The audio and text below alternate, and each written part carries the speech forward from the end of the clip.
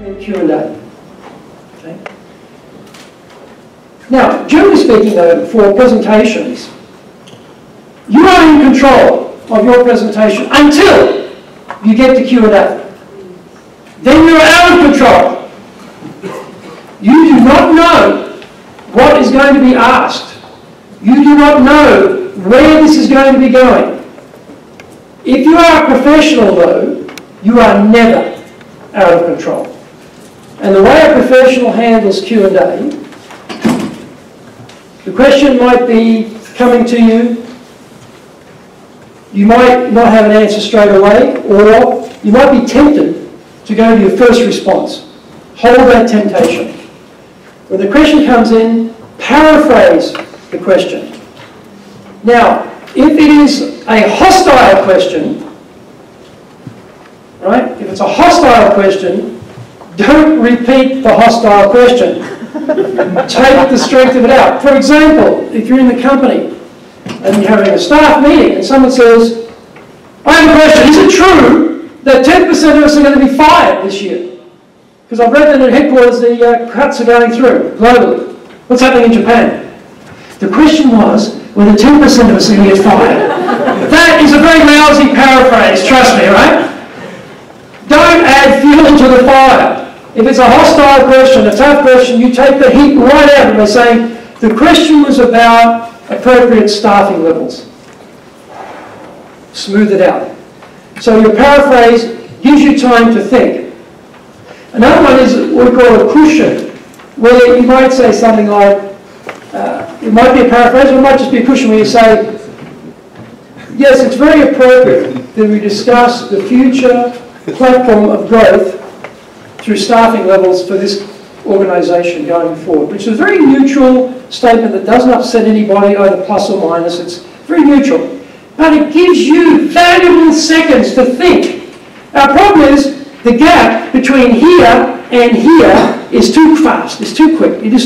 We come out with a response, first thing comes in our head, boom! It's coming out of our mouth. Try to avoid that. Have a little bit of a paraphrase or a cushion, and then think what you want to say in your second or third response, and then let that come out.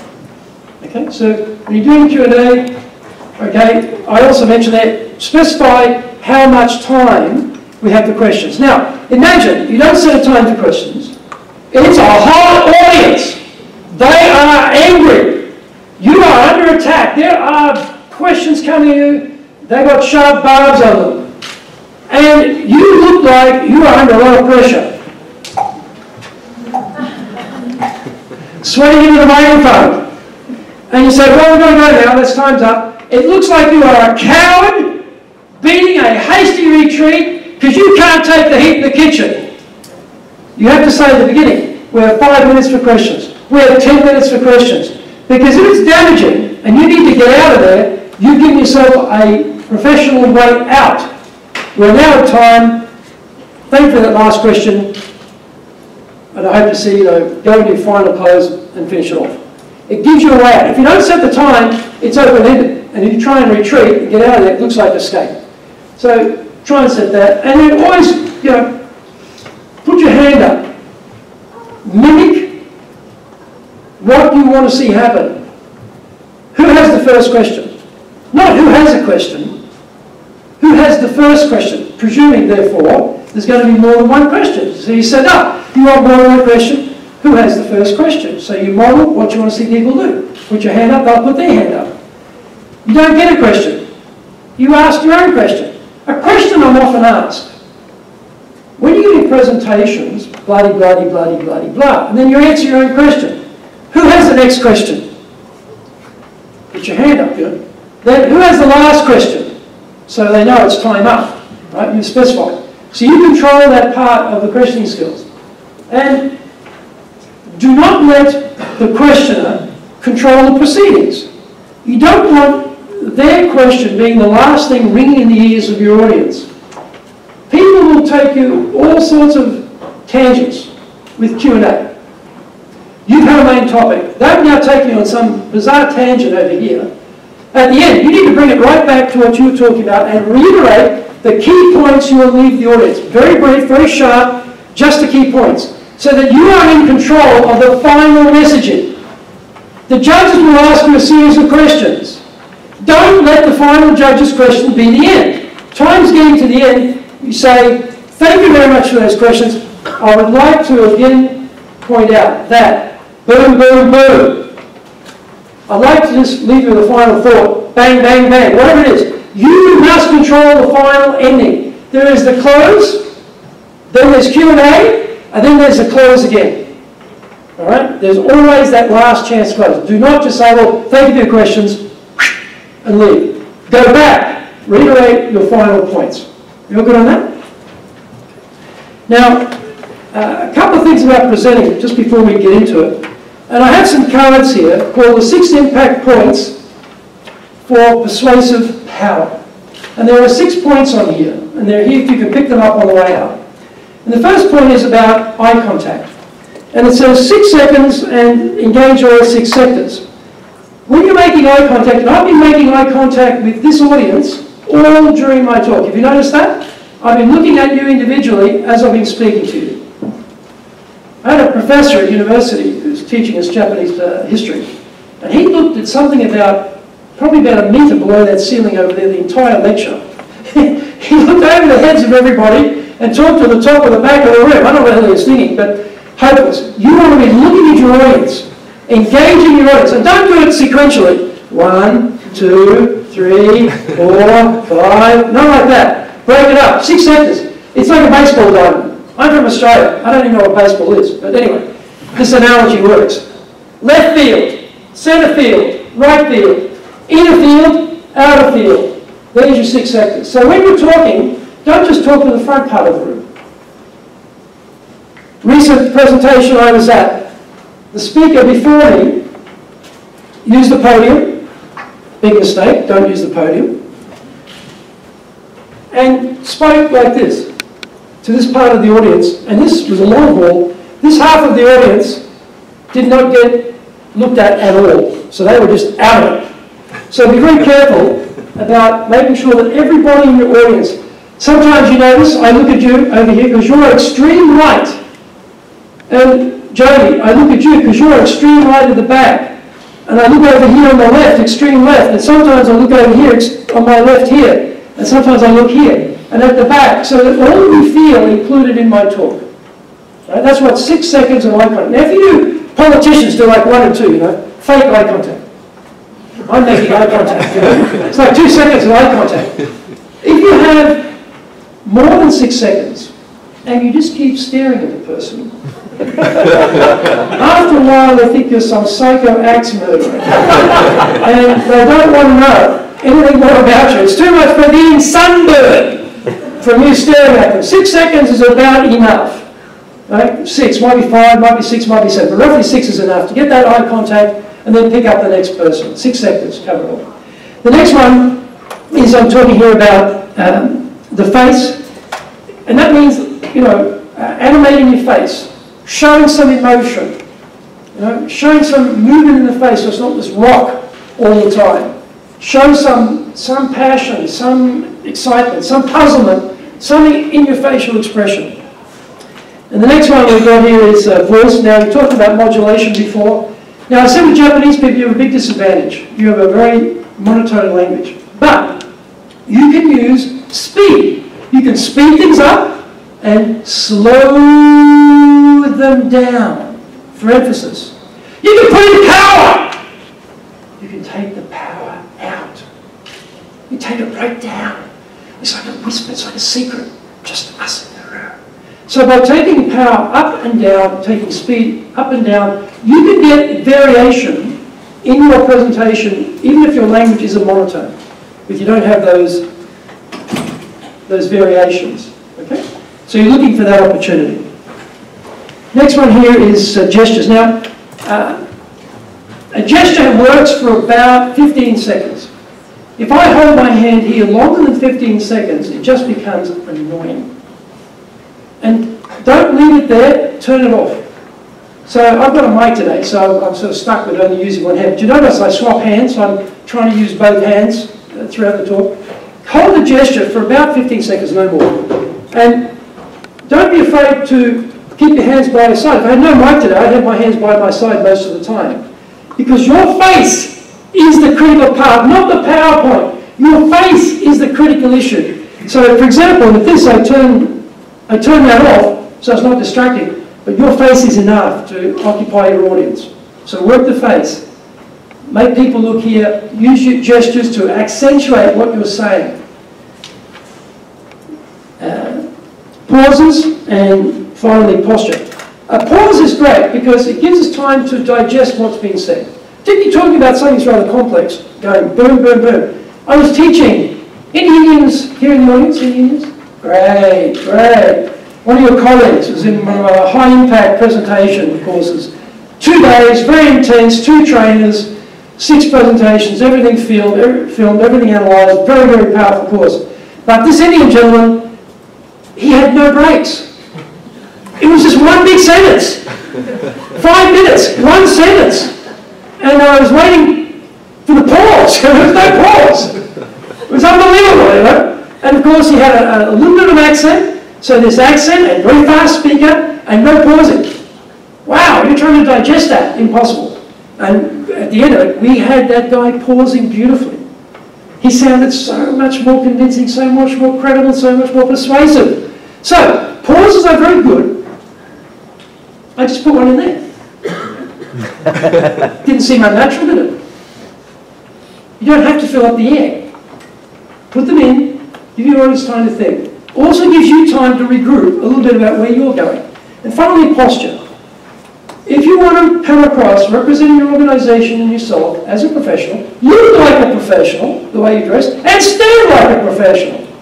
Now, I have seen presidents of big chambers of commerce stand like this in front of a mic stand. I have seen professional speakers stand like this and give talks. It looks arrogant. It does not look professional. And I've seen people standing like this. Doesn't look professional. About shoulder width apart. Or less. 50-50 weight distribution. Now you think that'd be the simplest thing in the world. We teach this stuff, right? So you think 50-50, that's got to be pretty good. Everyone, yep, I got that. That's an easy one. 50-50, I got it. When we get up to do the practice, within 10 seconds they're like this. Now ladies, do not do this, okay? And don't do this one either, with the hip out. That's the one for the ladies. I see that one all the time. Just stand there nicely, balanced. Now I've moved around a little bit here. I'm not moving around too much, just a little bit, because I'm trying to come forward sometimes, get a bit more impact, and I back it up a little bit. But don't wander around, pacing up and down. I'm a bit nervous, so I'll just get a bit of energy going here. Try and stick where you're at and use your body rotation to work the room. Okay, try and stick with it. We're going to do a little exercise very quickly on eye contact. So please, everyone stand up and find a partner. So you just have conclusively proven that you can make 6 seconds of eye contact, no problem. So when you're speaking, engage your audience, make that eye contact for 6 seconds, move on to the next person as you're delivering.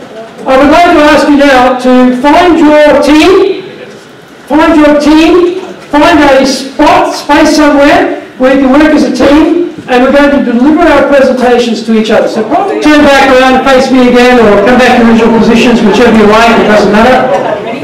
I would like to now give you 5 minutes for Q&A. Who has the first question? Yes, Emmanuel, please. What if we notice that we are becoming boring? Yes. Or like a sleepy environment? How can we boost it up with, refresh it quickly? The question is, if I'm killing my audience and putting them to sleep and boring them to death, what can I do? Or even worse, maybe if I'm doing that, but I introduce someone else in my team. But since we are talking as a team. Oh, okay. You notice that the person's not getting anywhere. Yes. Right. In a team environment, in this particular case of the judges, it's going to be difficult depending on where you stand. one of the things I recommend you do if you're seated or if you're there is be in a line where you can see the speaker and the judges. Right? So you can see both. And if you do have that, you might want to have some symbol, you know, energy needs to come up, something that tells them, because that happens. A lot of people start very well, and then their energy just drops off, and the voice drops off, and the power drops off, and the confidence drops off, and the message drops off, and basically they just disappear. All right, so you might want to give them some symbol to say, hey, get the energy back up. So that would be a good thing. If it's boring, that's a different problem. There's probably not much you can do about that in this judging situation. But if they get their energy back up, it may give some more life to the presentation. If you find yourself that your audience is leaving you, and now don't allow the people who organise the venue to organise the venue for you. You organise the venue. You make sure the lights are on. Helpful people will turn on the lights out so you can see the screens better. The PowerPoint is not the point. Your face is the presentation. Have the lights on so you can see your audience as you speak. Are they going to sleep? Are they nodding? Are they with me? And then you can get some pulse on whether you need to lift your energy up or maybe put a long silence in there. Someone who's drifting off to sleep thinks it's over. They wake back up again. Or you ask them a question, a rhetorical question, which they don't, and you look like you're not actually invite an answer. Everyone's like, oh, geez, I'd like to answer this, so they're back in the room with you. There's some of the things you can do. Get your own energy up, put some pauses in there so that people who are not listening suddenly think it's over and wake up again. Questions, have them come back in the room. Who has the next question? Please. Do you have any advice for us in an intimate setting? We have the 3 judges. And, for example, how do we can't really interact with them directly, but how do we make them feel more involved or have that interaction? Or you can interact with them. You might have something that you want to show them, let them touch. For example, those exciting pumps. We didn't give them the big 20-kilo one. Well, you might be tempted to hit them with it, but anyway, we just hand them maybe a micro pump to handle or touch, so you get them involved that way. Or there might be something graphic that you can draw their attention to. In that particular case, you also have 3 speaking distances you can use in that particular case, more intimate setting. This is a neutral distance. This is more of a macro distance. And this is more of a micro distance. When I want to make a strong point, when I physically come to you this close, it's giving a lot of power to that point. But I can't stay there because she's going to get sunburned again. It's too much pressure. So I need to back it up. And when I want to make a big point, I might step back and make a big point about whatever I'm showing. So I'm using these 3 distances to have high degree or lesser degree of pressure. Big point, smaller point. So you can also use that with the judges because they're going to be in the panel there. You might be making a macro point back here. You might come up to here for the next point. Then you might come forward and really at a key point you say, we found this was really the critical difference for this company. And then you back it up again because you can't stay there. Okay? Where's the next question? Yes, sorry. Well, I give the French a hard time, so you definitely got to get a chance. There's a point when you feel like you have too much energy. I mean, a shock compared to what the guest is expecting. Yes, you can be too frantic looking, you can be out of control looking, you can be too excited looking. You need to place energy where you need energy because you determine that's where I'm going to put it. If you're hyperactive the whole time and you're really talking at a long, strong speed and you do this for 2 hours, I'll guarantee you after 5 minutes you will have actually murdered the whole audience. They will just die because they cannot sustain this level of energy for that long period of time. They just cannot take it. You will kill everybody in the room. Right? So that doesn't work. In the same way as, well, this is a really exciting project. We were all so excited to be involved. We can't wait to get in front of the very expensive fee-paying client and wow them with our presentation. Same, no energy kills it too. So you've got to say it. There are key words. Now this for Japanese people is something you should pay particular attention to because your language is monotone. Find key words and hit those key words with a lot more power than the other words around it. to lift the importance of that point. So you inject energy, and then you take the energy out. Now, as a trainer, as I said, I'm operating at about 120, 130% of energy. If I'm teaching in a day, if I'm teaching high-impact presentations, I will lose 2 kilos every day I teach that course. 2 kilos, no question, I just burn it off. It's such an intense, high-impact presentations course, so dynamic. I burn off 2 kilos a day.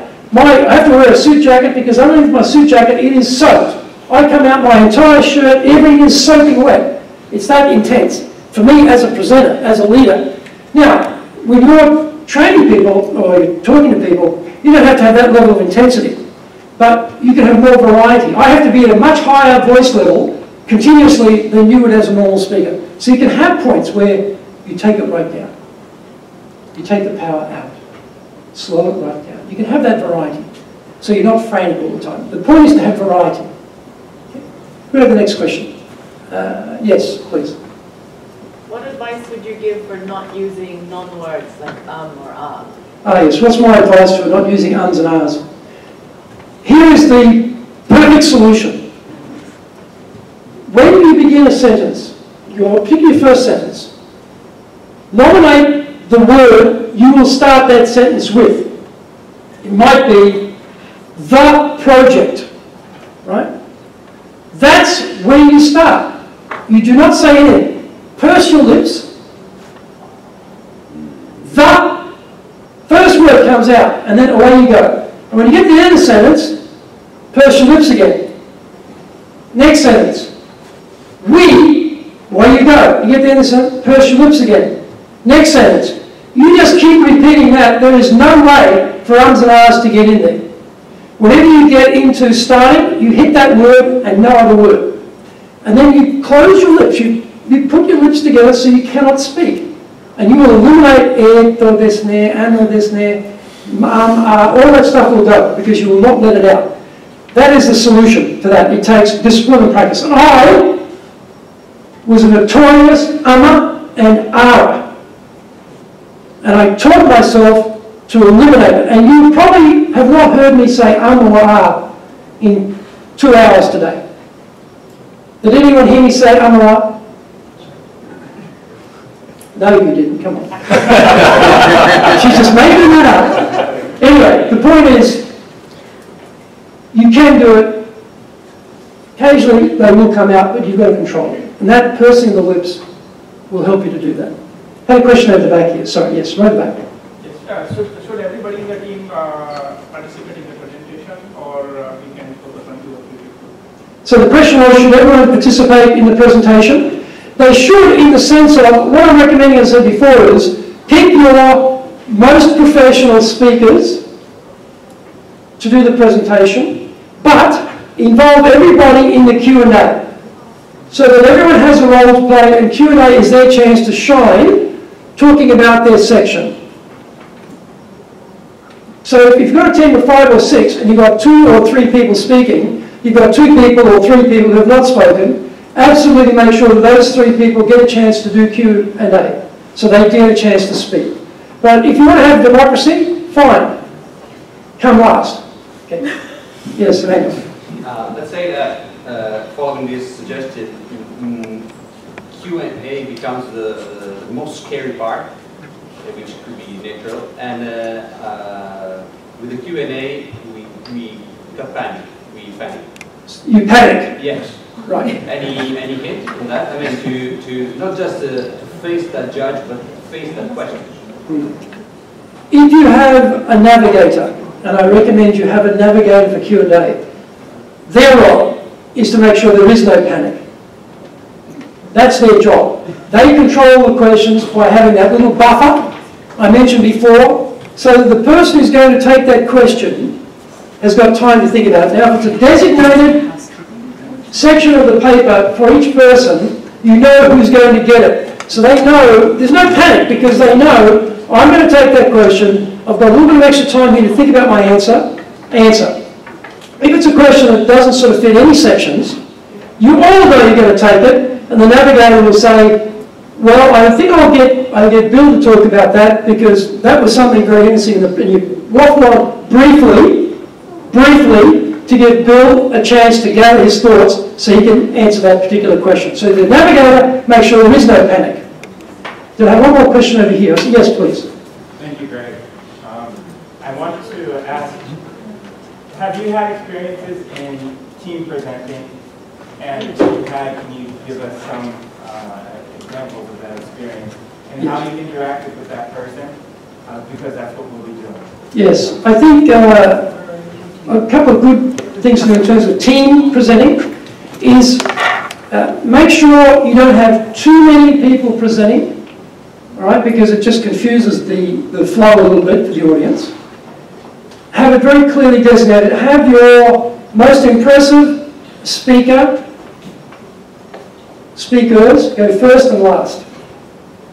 If you think about a gymnastic performance, say the floor work exercises, or you think about ice skating, or any performance, dance performance, you will remember the opening section of that performance, and you remember the closing section, and the bigger the middle becomes a bit vague because there's so much information in that. But the first impression, last impression, you will remember that. So for the same for the presentation, you make sure that your opening presentation and presenter really nails it, and your final presenter really wraps it up. And so the people in the middle, they perform a key role, but the pressure is really on the first and last, and they hold up the middle. So that's the first thing I would do. And secondly, it's always nice if you're presenting, not just in this case, but to shake hands with the person who's just presented. So if you're the speaker and you're receiving, say I'll borrow Tron for a minute, say Tron's the next speaker, I finish, thank you very much ladies and gentlemen. And as Tron goes on, I shake hands with Tron, and then I disappear and Tron comes up and he speaks. It shows power of the speaker group, congratulating the speaker as they finish, welcoming the new speaker. It just shows a little bit more professionalism as opposed to, well, I've done, and you walk off. You connect with the next speaker.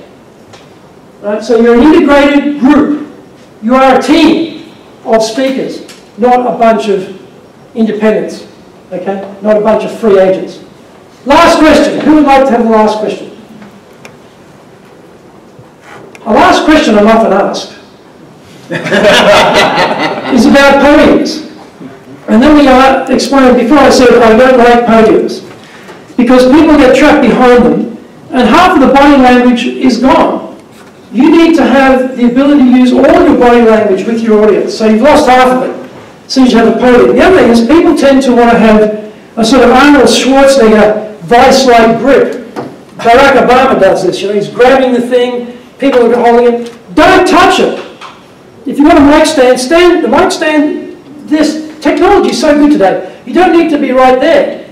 And you see the Academy Awards, and they're like, well, I'd really like to thank the director. I'd like to thank all the Ronnies and the crew and all the other prizes this year. This is fantastic. What the hell are they doing leaning over like that? The microphones are set up so you can stand here and speak and it will capture what you say. So get away from the podium. If you can, come around the podium. Sometimes I'll turn the podium around if I can't avoid it and stick my laptop there so I can sort of come around to the front a little bit and get in front of the podium and I can still tap and take the next thing to the next slide. And if there's a stage, I will try and always walk to the front of the stage, try not to fall off the stage. I've come close to doing that a few times. Because I want to be as close as I can to the audience.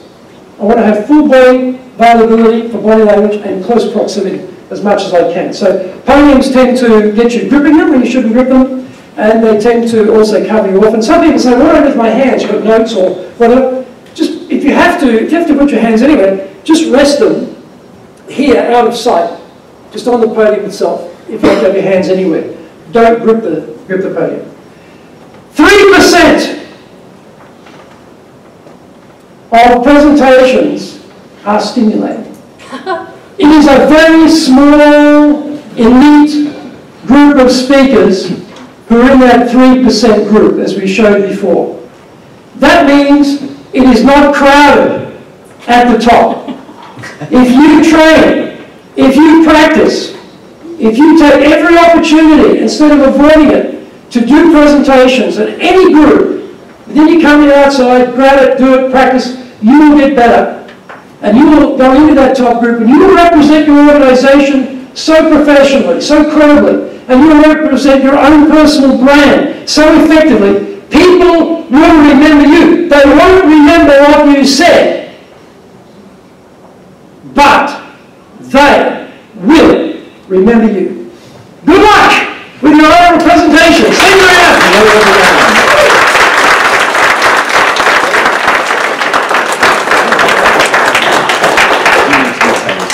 Thank you, Greg. Don't forget to pick up his card on delivering points, persuasion power.